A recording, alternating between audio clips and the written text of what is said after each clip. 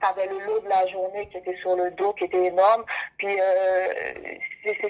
c'était extrêmement. Et puis ça l'est encore parce que là, avec la deuxième vague, tout le monde est tout le monde est sur le qui-vive. Et qui dit COVID aussi, dit aussi qu'on a dû travailler avec des staffs réduits. Donc, la charge émotionnelle était là, la charge de travail était plus lourde, et tant à l'intérieur que la charge personnelle aussi qu'on rajoutait à ça, c'était énorme. Donc, ça n'a pas été facile pour de vrai. Mais bon, écoute, on a passé à travers. Ben, on continue, jusqu'à maintenant, on continue encore, mais ça, c'était vraiment une grosse, je pense que c'était une des plus grosses choses que j'ai eu à gérer, parce que justement, je devais combiner le tout. Parce que normalement, j'arrive à séparer travail et famille. Mais là, c'était comme une espèce de melting pot. C'était vraiment, c'était tout confus. C'était la première fois qu'on savait pas. Hein, on était comme dans l'autre. Écoute, on sait que si on vit, on meurt. Mais pour une première fois, il y avait le comté comme garde. Demain n'est pas garanti là. Donc c'était là. Alors imagine avec des personnes qui ont justement des problèmes, des troubles de santé mentale, que justement tu vas essayer comme de calmer pour pas que ça vire en catastrophe, parce que tu les comprends, puis toi-même t'as même pas assez de jus même pour toi pour te calmer, puis tu essaies de calmer un autre. Oui, boy. Donc c'est ça. Est-ce que tu peux confirmer euh, que parfois, lorsqu'il y a un nouveau détenu qui est transféré, euh, oui, vous avez accès à certaines informations du dossier pour comment dealer avec le détenu en question.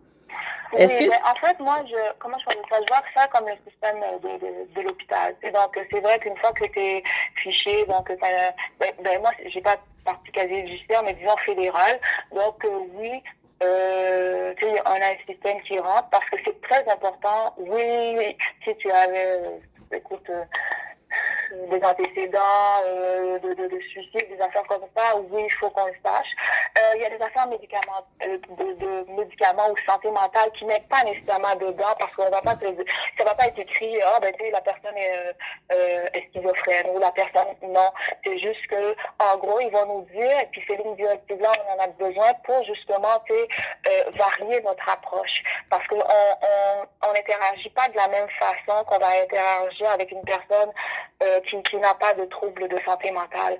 La personne qui, justement, se met à frapper sa tête sur la porte, et puis qui dit que, ben, écoute, si ça marche pas comme il veut, ben, il va passer à l'acte, il va s'automutiler, il va faire de quoi, ben, cette personne-là, tu vas réagir autrement qu'une autre personne qui crie, qui crie ou qui gueule parce qu'il n'a pas eu le déjeuner qu'il voulait, là. Tu comprends? Donc, c'est différent. Donc, tu vas agir autrement.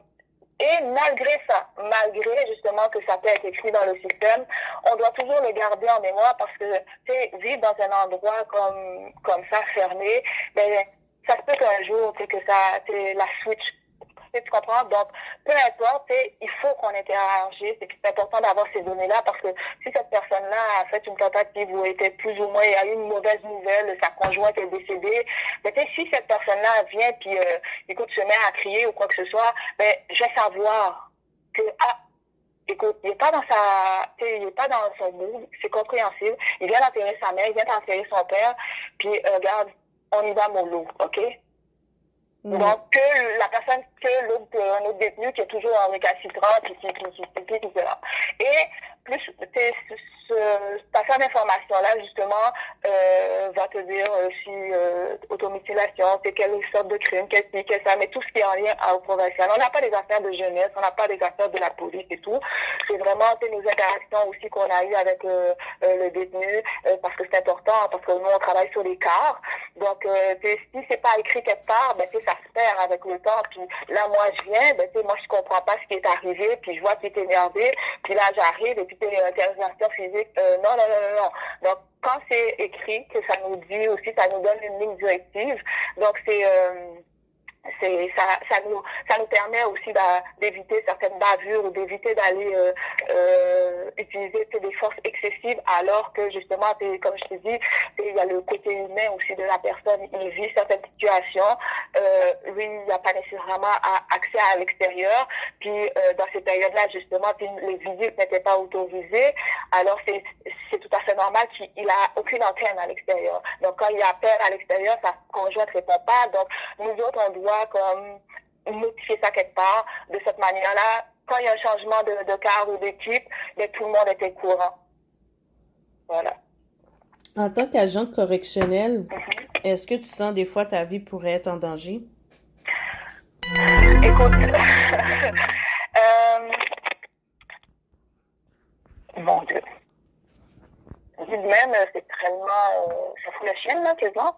Mais ma vie est pas, comment je pourrais dire ça? Ma vie est pas, oui, je peux le sentir. Et je dois toujours, comme dans les PFC, on a toujours besoin d'être à sur mes gardes, de toujours penser, de faire des scénarios dans notre tête. Seulement, peut-être que, écoute, je suis quoi, ou licorne, I don't know, là.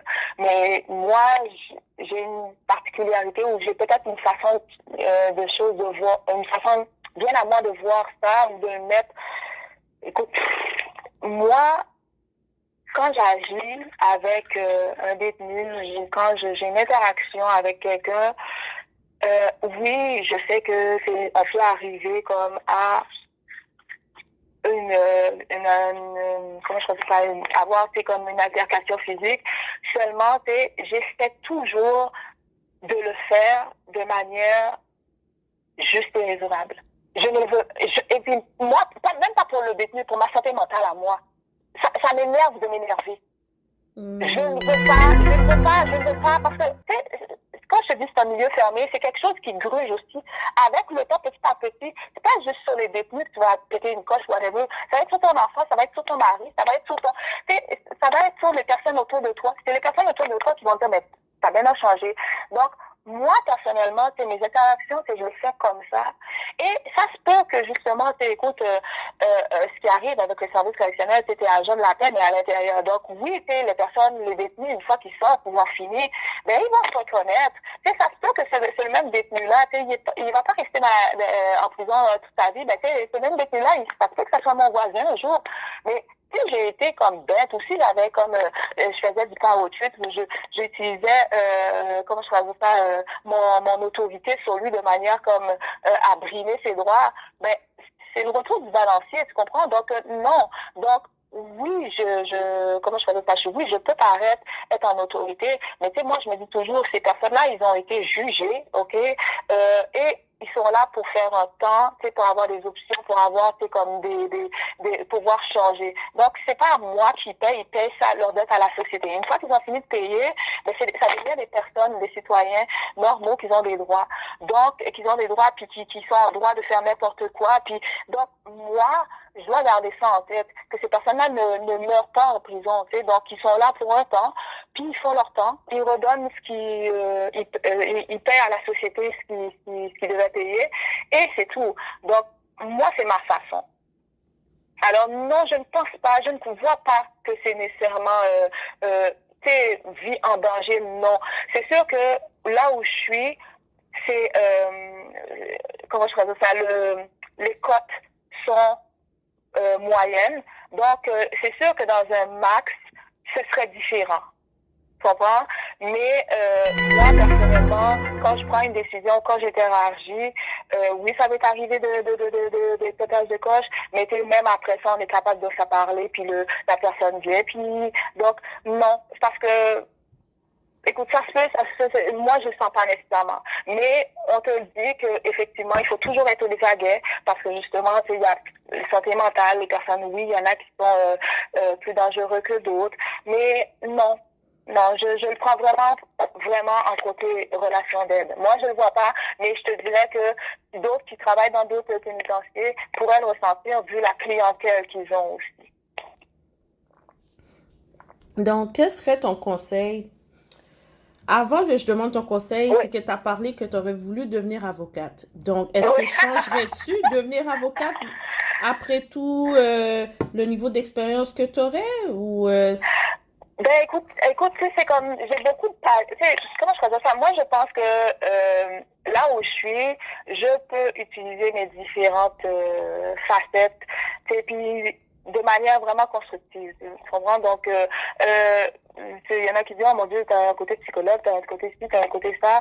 Ben moi, tu sais, je trouve que le travail que je fais, justement, on peut penser que, oh mon Dieu, ils sont en prison, donc écoute, ils sont en bas de l'échelle, il n'y a plus rien à faire à ça. Mais parfois, j'ai eu quelques surprises, quelques détenus, justement, qu'on a travaillé avec, puis quand tu le vois dans un autre peine, et puis tu te dis, écoute, merci, hein, c'est l'affaire, donc ça, c'est fun, c'est agréable. Donc, non, je pense que là où je suis quand même capable d'utiliser tout ce que j'avais, tout ce que j'ai comme qualité. Puis, comme je t'ai dit, je voulais pas m'aligner vers ça, mais la vie m'a dirigé vers ça, puis c'est parfait comme ça. donc pour clôturer notre épisode d'aujourd'hui, premièrement, merci d'avoir élaboré sur la réalité que tu vis en tant que femme noire, en tant que femme agente correctionnelle en plus, fédérale. Donc, c'est pas n'importe quel type de détenu que tu reçois dans ces établissements-là. Donc, quel conseil que tu pourrais donner à les femmes noires de la communauté qui aimeraient devenir policières ou qu'ils aimeraient devenir avocates ou qui changeraient être agents correctionnels? Qu'est-ce que tu pourrais leur donner comme conseil? Moi, je vous dirais, c'est comme, surtout dans le domaine du droit, puis tu sais, même aussi, tu parlais tout à l'heure un petit peu vite par rapport à la discrimination des affaires de même. Une chose que je vais toujours dire, c'est de connaître ses droits. Donc, écoutez, allez chercher à savoir, connaître vos droits, savoir qu'est-ce que vous pouvez faire, comment je dis ça, allez chercher vos options. Parce qu'à partir de là, il arrive de quoi vous êtes au courant. Comme ça, personne ne va vous dire qu'est-ce que vous ne pouvez pas être. Donc, j'ai droit à ça, je le veux. Et aller de l'avant. Parce que, tu sais, on veut un changement, mais le changement, c'est pour le faire, c'est pas ceux qui sont là qui vont le faire. Donc, oui, pousser, c'est comme pousser à être ce que vous voulez être, appliquer. La plupart des choses qu'on peut vous dire, c'est bon, mais appliquer 2 fois, appliquer 3 fois. Moi, dans mon cas, c'est comme je me suis juste parachutée là, mais j'ai pas mis mes pommes dans le même panier, donc ça a été diversifié. Puis c'est vraiment aller de l'avant, de chercher à vous créer un chemin. Le chemin est là, l'espace est là, prenez-la.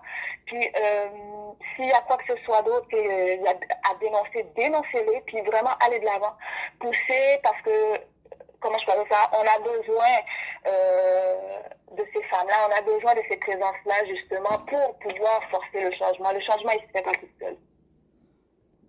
OK. Donc, notre agente correctionnelle d'origine haïtienne nous a permis de connaître sa réalité avec la pandémie. Oh, pas d'origine haïtienne, OK? Oh, excusez-moi, elle est haïtienne, fière de le dire. J'avoue. Pas d'origine haïtienne, 100% haïtienne et 100% canadienne, period. C'est sûr que je ferai un autre épisode avec toi pour qu'on puisse parler la réalité d'une agente correctionnelle en relation. Oh my God! Ah, yeah. Oh, c'est pas juste une seule capsule, c'est 2 qui t'en faudrait. Yeah, but... Le côté homme-femme, oh my God! Oh oui, my God. Sûr. Mais ça serait très intéressant. Donc, oui. Merci beaucoup pour ton temps. Merci à tout le monde qui a pris des notes. J'espère que cet épisode vous a éduqué, vous a fait comprendre la réalité du milieu carcéral. Donc, d'autres capsules suivront. Donc, merci encore, Winnie, pour ton temps. Merci à toi, merci tout le monde. Et puis, pour de vrai, je veux plus de femmes noires, plus de personnes. Allez appliquer, soyez à l'affût. C'est en ligne, mettez vos CV, puis on vous attend. Nice. 400. Nothing on that beat. That ass.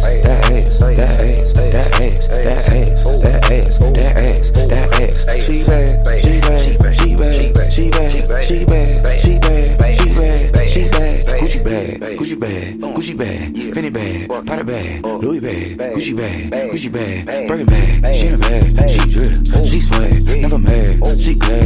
Louis bag, she in a bag. Look, mama needs some meal money, Prada bag and heel